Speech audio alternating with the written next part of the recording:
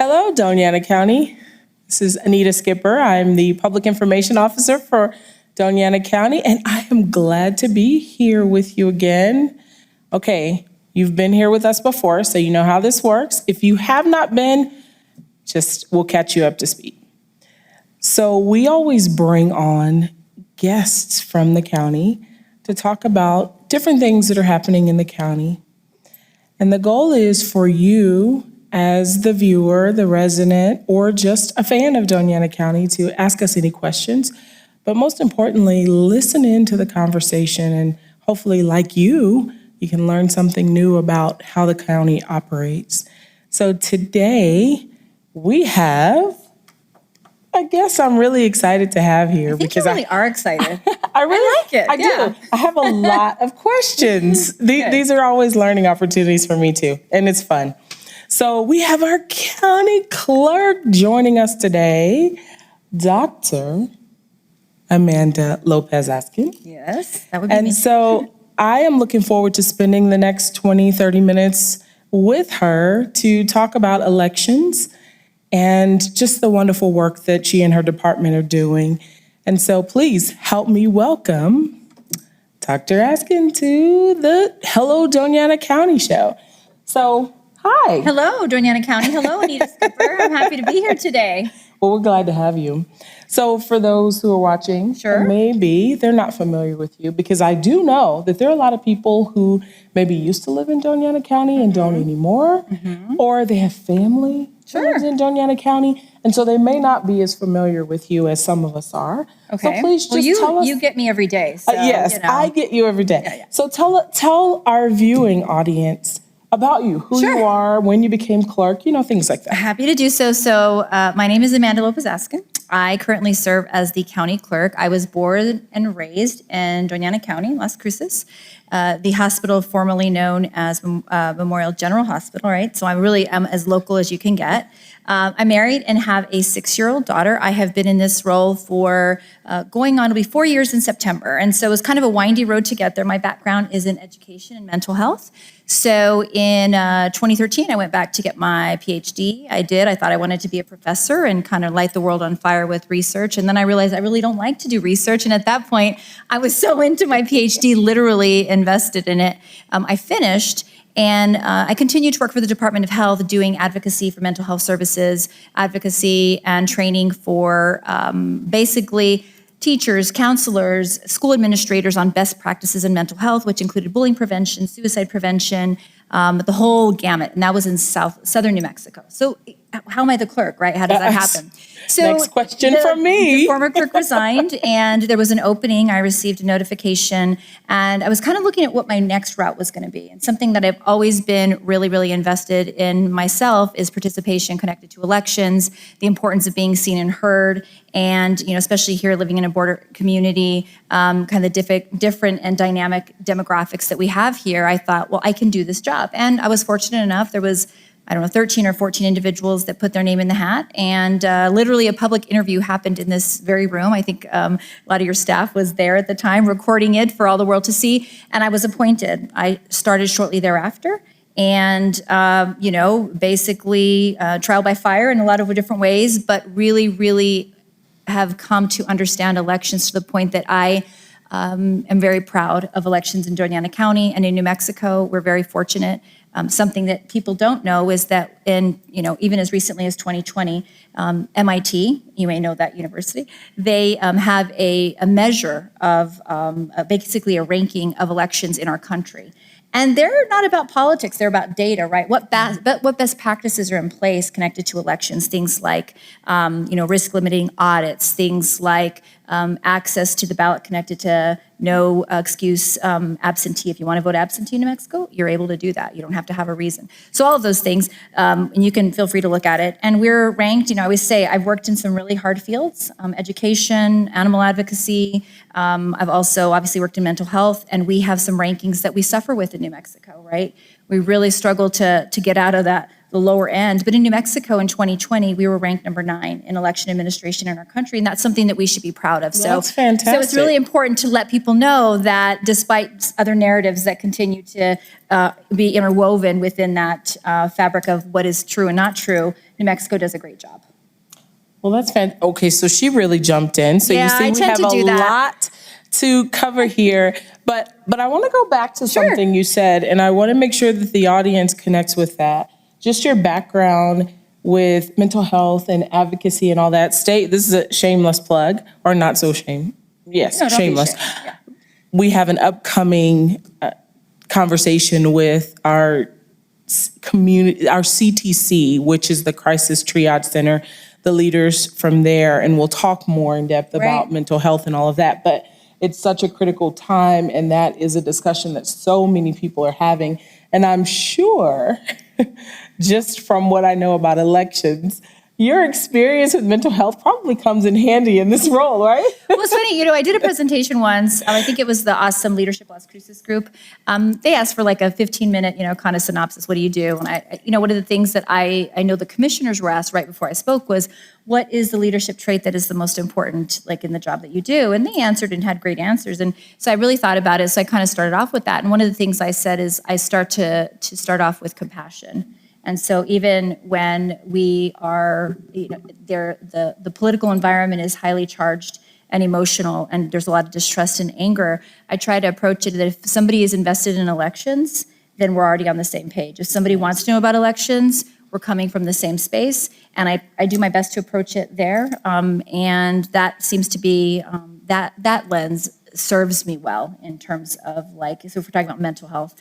Also, care to my staff, who work tirelessly, literally every single day prior to elections. So the mental health aspect is important there as well. Try to take care of each other, awareness of self, awareness of others, those kind of things. Those touchy-feely things that hopefully really support and help our office do the best job we can for our community, right?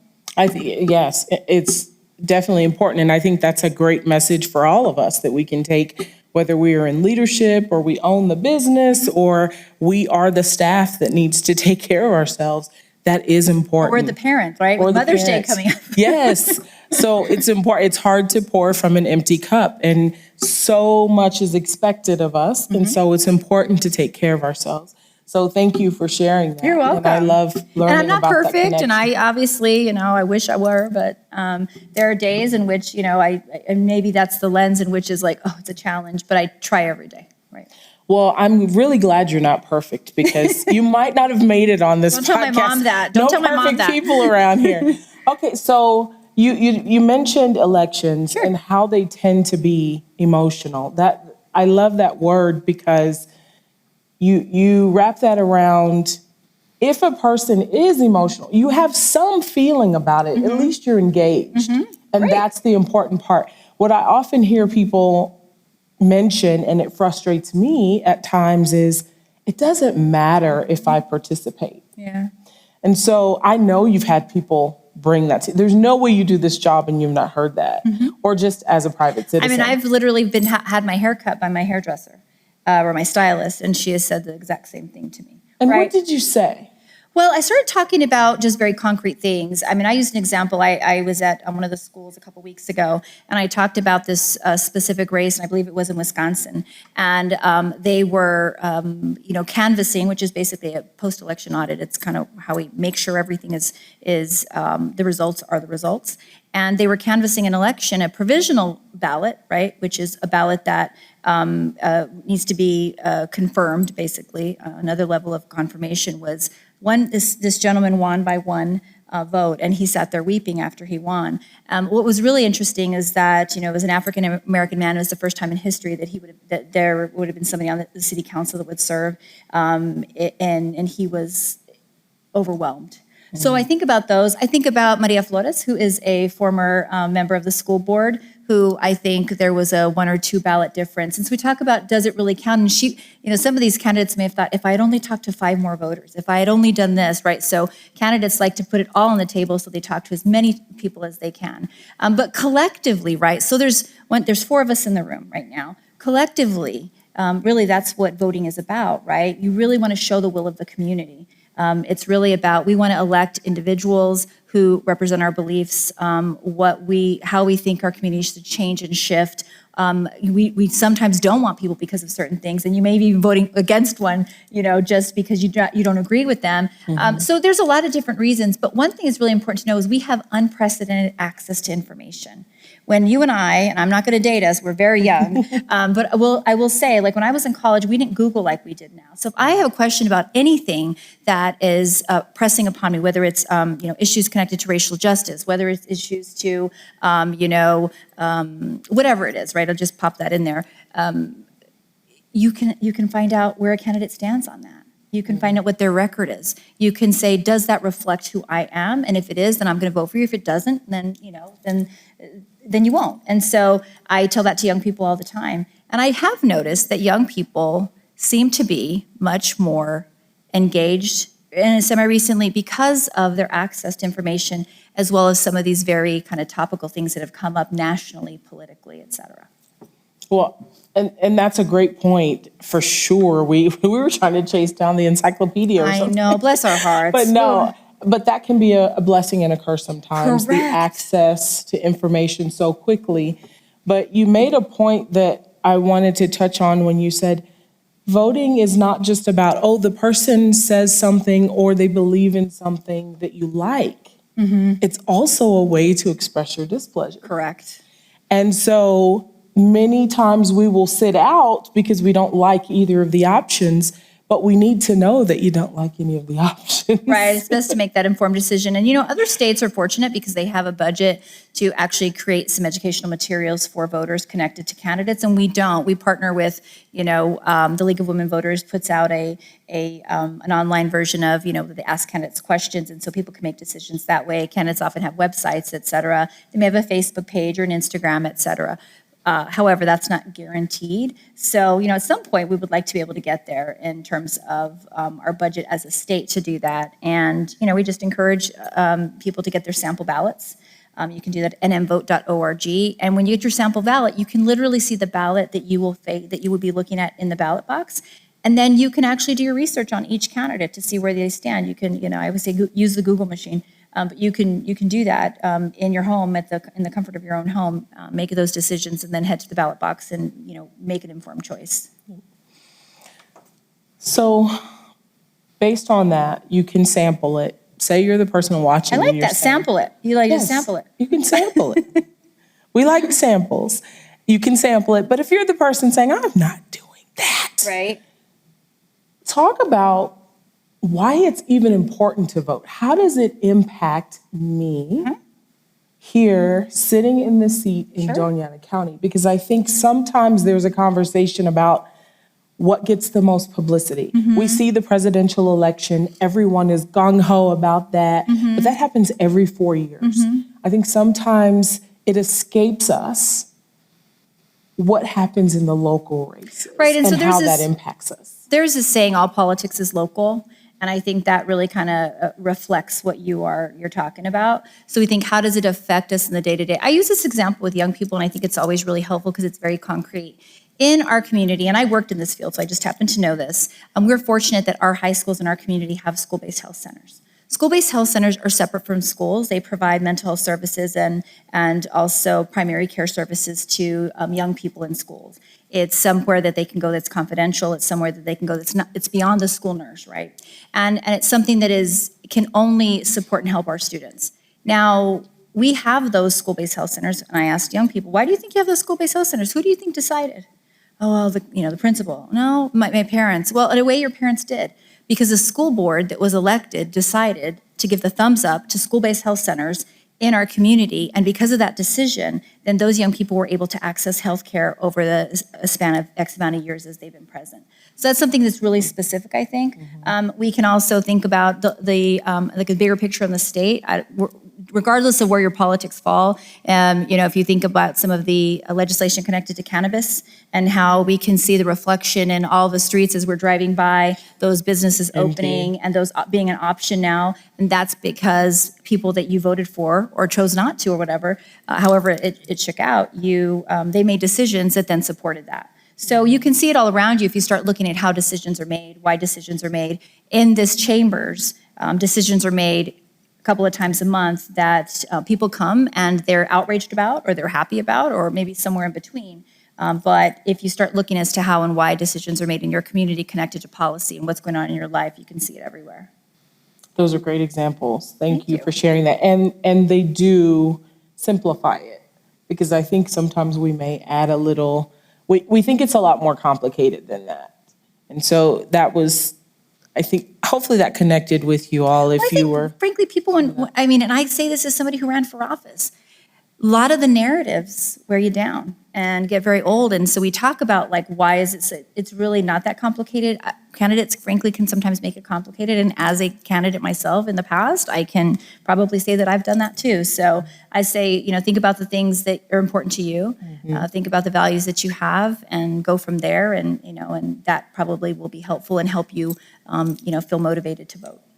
That's a good point. Vote your conscience, vote your values, whatever that is. So oh my gosh, there was something on the tip of my tongue when you mentioned that, and I was like, oh, you were talking about, candidates sometimes muddying the water. My choice of words. So I think our system has become so competitive that the campaigns can get really ugly. I've heard that. I know. Can you believe it? And some people feel like you have different people. You have some who are here for it. Bring it on. The uglier, the better. And then you have others who are just like, I'm so sick of it. Like me, that turns me away sometimes because it really can cause you to lose focus of the real issues. And so I think your point is well shared. Stay focused on what's important to you and your family and how it's going to impact you. But I think there's also a call for, or at least I would call for, a level of respect in that everyone doesn't share the same value or the same thing that's happening in your house. It affects me differently. And so it is personal. Voting is personal. I agree. Yeah. So a lot of people, we don't do our homework. We don't know who the candidate is. And we just go with whoever everybody's talking about. Right. And I think it's interesting. So this morning I actually did a radio spot about elections. And so often when I'm interviewed, they'll start asking me about candidates. And frankly, I never talk about any specific candidate because at the end of the day, my job is to administer the election. And the only thing that I do connected to candidates is when I actually vote and I'm in the ballot box with my own ballot and it's my private decision. And then I move on to the administration of the election. Of course, I observe it. Of course, I'm asked questions about it. But I don't necessarily talk about a specific candidate. I'll talk about races that are motivating for voters too, when there's, races that are contested and we don't see as much as that contention locally, but statewide we might, right? Because there's bigger money and that means there's bigger advertisements and there's bigger mailers and there's bigger, text messages and all of the ways that campaigns can connect with a voter they'll try to do. I understand the fatigue. I call it almost like a voter fatigue and I think that tends to happen right before the election when they're really kind of, spending that money and wanting to get their message out to voters. I don't know if there's an answer. I think sometimes, one campaign may go there and the other campaign feels like they have to because the other one did and they have to fight back. I mean, there's probably some research behind that. At the end of the day, what I hope is that, our community shows up and shares their collective voice as to who's going to lead our community in a way that they believe is best. Thank you for that segue. Let's talk about our election, all right. The upcoming election in June. So who's on the ballot as far as the positions, not the people? Sure. Who are we voting for in June? There's actually quite a few.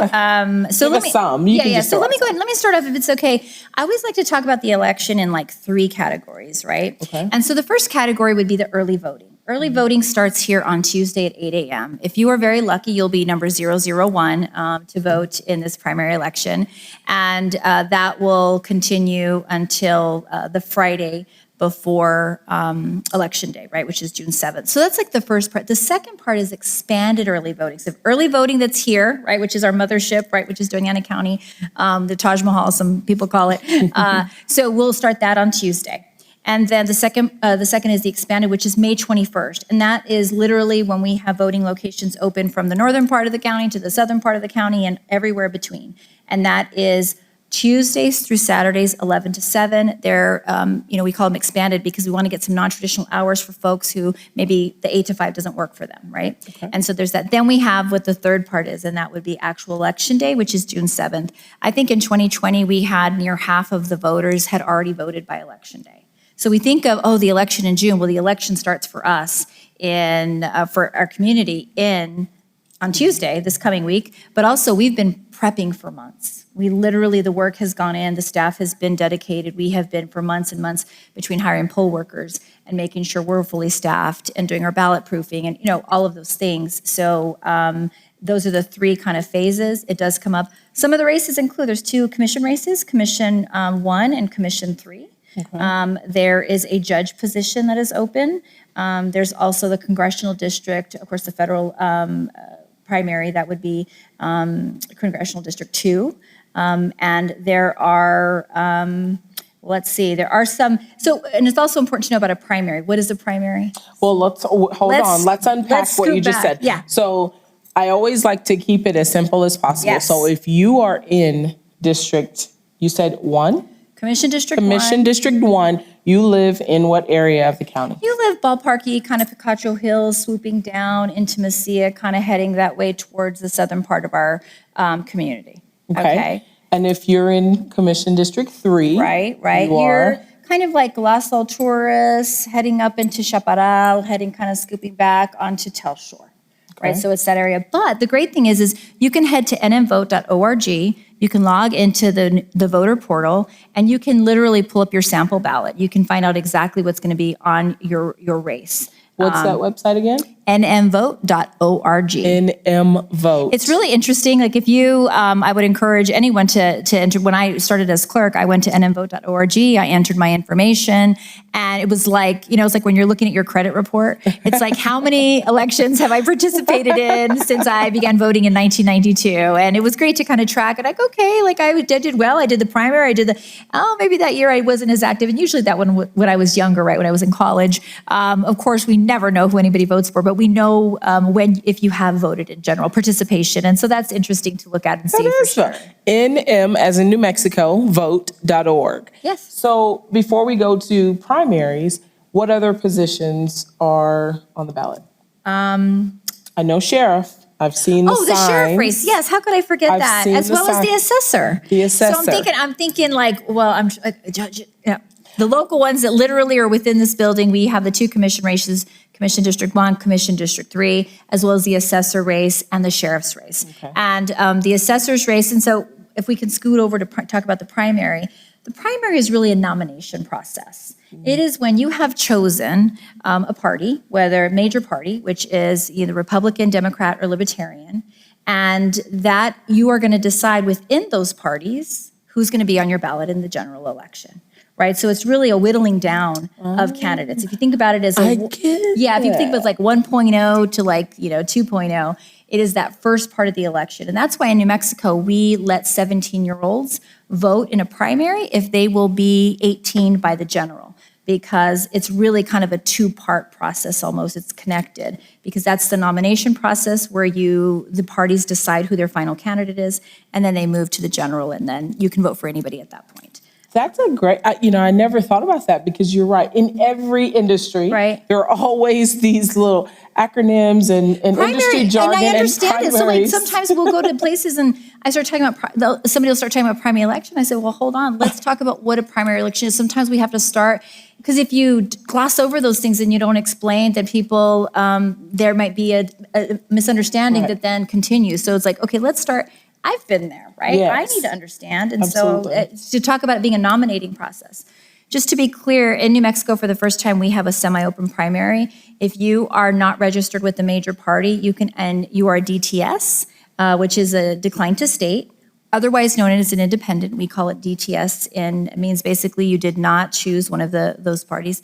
You are able to change your voter registration to basically pick one of those parties to then be part of that nomination process for each of the candidates or for each of the races, depending on where you choose. Yeah. And so what we're going into is the primaries where basically each major party is choosing their person. For example, the assessor race has 3 Democrats on. And, I forgot the probate judge. The probate judge is up as well. That's right. Can't forget it's a very, very important role. And actually, we work kind of in sync with. So we have the probate judge, assessor, Commission District Race 1, Commission District Race 3, as well as the sheriff. So we have 5. So let's talk about those positions. Sure. Because assessors, do you all know what the assessor does? Okay, I'm gonna give you 5 seconds. Do you know? This always trips people up. I like to mention this only because often we receive visitors in the building and they're looking around like, where do I go? Where do I go? So these two are often mixed up, the treasurer and the assessor. So the assessor's office, they go out and assess the value of your property. When you need to pay those taxes, you come to the treasurer's office. Think of the treasurer as the CFO for the county, the chief financial office. So if you're making a payment, you're coming into the treasurer. But the assessor does the assessment. All right, we're good on that? Okay. I got it. And then the probate judge. Just hear judge. But Right, I so think the the probate part throws people off because I've had some questions about that as well. Right. So the probate is specific to individuals who have died in our community and their estates. Most of the ones that probate deals with are smaller than the larger ones that are generally handled in district court. But that individual, the probate judge, supports and assists families after the fact to figure out what's next, what's legal, and all of the details that they have to move forward. So definitely an important position in Doña Ana County. The business of wills. The business of wills, or not having a will, or not having one. And trying to figure out on that end, right? That would be a whole other show on why you don't want to leave it up to the probate judge or anyone else to make those decisions for you. But all valuable positions in our community, we thank those leaders who have been in those roles, whether they are running again. If you are running again, we wish you well. But if you're not, thank you so much for your service. So the probate judge is currently Judge Bustamante, and she has termed out, so she is ending her term. So we have 2 new candidates there. We have, and we also, like I said, we have 3 on the assessors. We have 2 candidates for both Democratic side of the sheriff as well as the Republican side. So again, when we talk about nomination process, each of those will move, one of those will move forward and then be as the Republican and Democratic candidates in the general. It's exciting. It sounds like. Well, it's our Super Bowl. We're very excited. I was going to say March Madness, but I'll go with Super Bowl. Yes, in June. Yeah. So, okay, so let's talk about, we now understand primaries and we're in the election season. It's not always just election season, day. It's always for you. It's always election season. So let's talk about, do I need to present ID when I come to vote? Sure. And why is that important? So in New Mexico, there's 3 ways in which you're able to identify yourself. It's always important to note that when you register to vote and you're vetted as a registrant, there is an ID requirement that you have to go through, that we have to verify this whole process. So that's at the front end. When you actually get to a polling location, and you have 3 ways in which you're able to identify yourself. One would be a verbal affirmation of information specific to you, which usually involves your year of birth, your address, your name, etc. That is one way. A photo ID as well as the second way. And then the third is we actually send voter registration cards that have all your information. You're able to present that as well. Oh, okay. So those are the 3 ways in which you're able to identify yourself at a polling location. Very good. And can I vote if I forgot to renew my registration? Can I still vote? So that's the great thing about nmvote.org is to make sure that you're good, up to date, your address is good, up to date. But we also have, for the first time in New Mexico, fully into Election Day, same day voter registration. So if there's some issue, we can usually help you, but there are enhanced identification requirements, which would be an ID, as well as a verification of your address. So, what we know is that the more options and the more secure options that we have, that as the county clerk's office, secretary of state's office, those who administer elections, the more you're going to participate consistently in elections. And so we want to be able to give you as much access that is secure that we're able to. And so that's the good thing. If you forgot to register to vote, sometimes this happens with students, right? They're like, focused on their studies. They have midterms, they're moving forward. They care. I always believe people say like, It's just that they don't care. I don't believe that. I think they care. I think sometimes life circumstances, et cetera, get in the way. And I very much believe in our young people and our Gen Z, as we call them. They give me a lot of faith in our future for sure. And that's because I've been able to connect with them pretty closely connected to elections, and I know how passionate they are. So, but they're often maybe not as in tune as they would be as like us who have a calendar that we're rolled by, right? And the great thing is again, with these enhanced identification and verification processes, if they tune in on election day and they're like, oh, wait a minute, there's an election today. My cousin's brother, uncle is running for X, Y, and Z, and I love them and I want to vote for them. They can do that as the same day voter registration. Okay, I just heard you. I heard you. Somebody out there said, oh my gosh, I forgot. So is there a difference between your registration being inactive? Did I say inactive? I didn't mean that. Okay. It's active. Okay. I just haven't changed my address. So what if I haven't received voter registration cards or I don't have that? I can still bring my ID. Right, and again, if you want to update we can do that during same-day voter registration. Okay. Again, you're going to need to give us some verification of where you live, what's going on, and we have a second kind of tier loop that we go into with our NVD system, and we kind of have some things in place in which we verify that you are who you are, that you live where you say you live, and we require that proof from you, and then we loop into the systems that we have access to, and we confirm that. So it's a complicated process. We like to make it simple for voters, and so I always say nmvote.org is a great way to confirm all your information. The thing is you won't be turned away from a polling location, and we will help you get to, as a voter in our community or as an eligible voter, we'll do our best to help you. And if you have any issues, you call our office. That's good to know. I won't be turned away. You won't be turned away. So show up. So the next question is, I don't like the idea of you all having my address. I kind of like to be off the grid a little bit.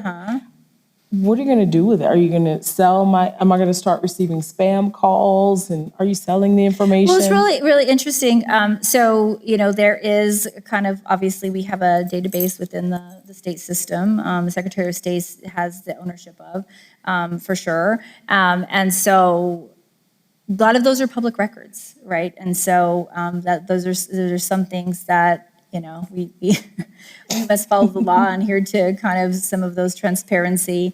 And we have to, so if it's on there, if you have your address with us, we are definitely, if you have a candidate, can obviously try to connect with voters. And the way they do that is they fill out a very specific paperwork. And if you have included your phone number on there, they're able to call you. I always say if you don't want to be called, then don't include your phone number. So there is the option to not include my Right. And phone so when number. you fill out that, you can definitely, we do need your address. We need to verify that you are eligible to vote in New Mexico. We need to be able to verify your address. We'll be able to send you, your voter registration cards, and we need to be able to have that information. But the phone calls, I know I've received calls like, why are you giving my, and we have very little, sometimes people are working from lists that are 5 or 6 years old, right? And so there's very little that I can do about that.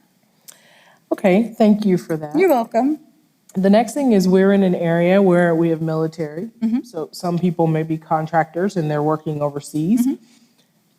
How are they able to participate? Sure. Is the process as easy for them as it is for those So of those us are called UACAVA. UACAVA.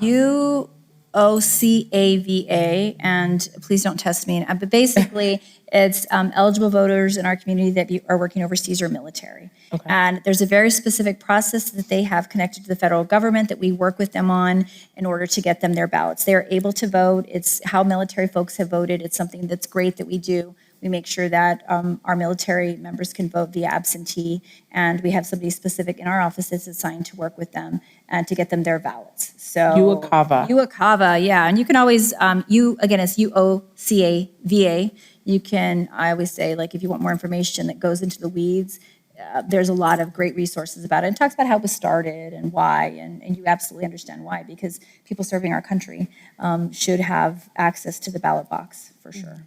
We want to support that. Something you said earlier about, we talked about voting being personal. Is there any way for someone to know how I voted? No. No? No. You said that pretty absolutely. Absolutely not. There's not. unless you tell me, which people tell me quite often.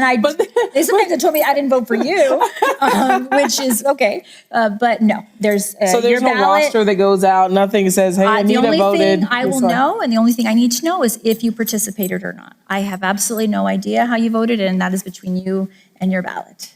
Okay. Yeah. All right. Good to know. You guys hear that? It's great. Okay. So now that we've talked about, and I think that was a great overview of just elections and what's going on here. I want to see if we have any questions.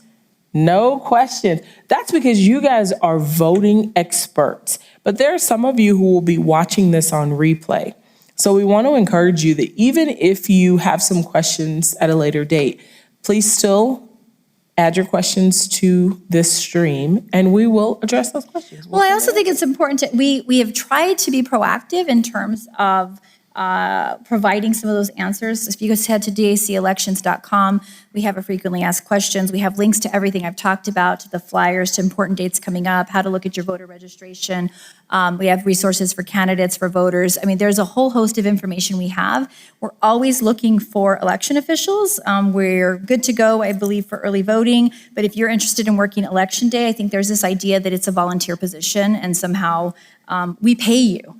We love to pay you because you're doing something very important for our community. So if you want to make an extra near $200 on election day, which is June 7th, please go to dacelections.com, click on poll worker opportunities, fill out the application, and we will send you an acknowledgement that we received it. And then we hope we can fit you into, especially if you've never worked. I think historically the same people have worked, and so we really like to bring in new people to add, to our poll workers, as well as it gives them more faith in our system, because poll workers are part of the integrity of our elections. We use community members with a balanced party affiliation at each voting location to run our elections. We count on our community, right? So it has to be within a certain, makeup of party. It has to be fair, and that's important. It's also important to note that you can vote anywhere in Doña Ana County. You're not limited to an area. When I was voting in college, if I didn't vote at if I didn't vote at this elementary, and I waited in line for half an hour, and I got there and they didn't find me on their list, and they said, "Oh, you have to go to such and such school to vote." It's kind of discouraging. I would go, but it's great that you can vote anywhere in Doña Ana County. We have a ballot on demand system. We don't have pre-printed ballots. So when you come to us and you check in and you verify your identification, et cetera, then we're able to find you, print your ballot based on the location in which you are registered, and you're able to vote anywhere. If you work in Chaparral and you want to vote in Hatch, that's fine, or vice versa. Okay. That's good to know. And that triggered a couple of other questions, but I want to go back to the poll worker. Sure. So someone's watching and they said, "Oh, hey, yes, extra money for a day." So what does a poll what would be required of them? Sure. So if they are 18 and older, they need to be a registered voter within Doña Ana County. They need to be prepared to work a very long day. They need to have a basic understanding of computer skills. And, some folks, if they start out with us, the first job they may have is to be a greeter and to guide people in. One of the things we ask is that we're friendly and that we're welcoming and that we make people want to come back to vote, and it's a good experience. Or you may be somebody that is at a tabulator and says, "Please, put your ballot in," and you may be the one that gives them a thumbs up when they hear that nice ding that you get when you put your ballot in. So there's various roles, as well as the presiding judge, which is basically the supervisor of the site. And generally that's people who are more experienced and maybe had one election under their belt at least, we hope. And so there's also 16-year-olds can work. So if you're looking for employment for your child, or your adolescent, I should say, on June 7th, we're always looking for kind of junior clerks, and you obviously don't have to be registered to vote because you're 16, and that's not a possibility, but you do get paid. And so it's like I always say, it's a good chunk of change, especially for an adolescent that may be looking for some spending money. So please, head to that website, dacelections.com, and if you're and the roles are described there pretty explicitly. So if you're really interested, you can explore it more, and if you want to move forward, that's great. So 2 key points from that as well: dacelections.com, but also parents, if your 16-year-old is looking for employment, that's in addition to them already working the summer internship program with Doña Ana County. So they can do both. And if you have not signed up for that, please do, because we are taking applications for student interns starting at age 16. Magical age. Actually, 15. 15 for you, With a- 16 for us. With a work permit. Okay. So, all right, so that's great. No questions? So that is probably for two reasons. Three reasons. One, we already know all of this. Two, we think we already know all of this.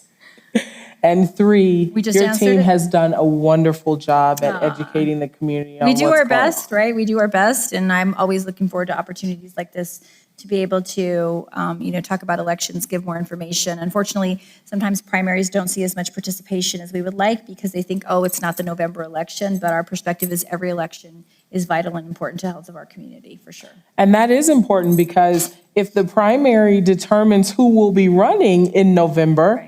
and you don't like the November person, it's hard to complain if you didn't participate in the selection of who your candidate would be. Well, I find that people will complain, and that's, that's just the way it is. I've been known to complain in my lifetime, so.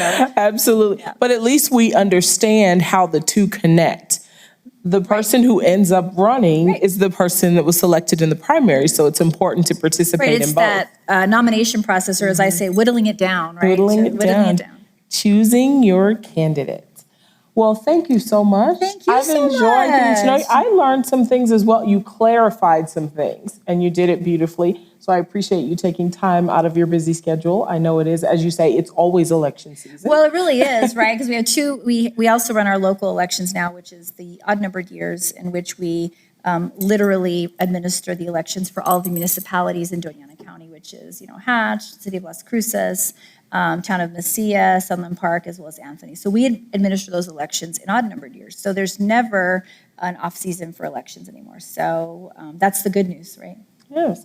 Well, thank you so much for all you and your team do. Thank you for you doing this. I appreciate the invitation. I'm happy to come here anytime. I know that you're trying to build our Facebook, and you're doing a great job. So we appreciate you for sure. Thank you. Well, anytime you all have something new that we need to get out to the community, I know we'll do it in various forms. Sure. But this is definitely a platform that you have available to you, so we Right, and you might invite see you back. these all across the community, which gives all the basic information I just said, but dates and times and locations and all those good stuff, as well as some information about, are you ready for the primary? That's all on our website. So if you want to take a peek, you want to see, if you're a mom out there or dad out there who's like, I want my kiddo to participate, they're 21, start sending them the links. They can go to nmvote.org, they can do same-day voter registration. There's lots of, the younger you are when you begin to vote, the much more likely you're to be a lifelong voter. The more you have an older sibling who has voted, a parent who has voted, the much more likely you are to model that behavior and be a lifetime voter. And that's something that we always want to encourage. That I was fortunate to have somebody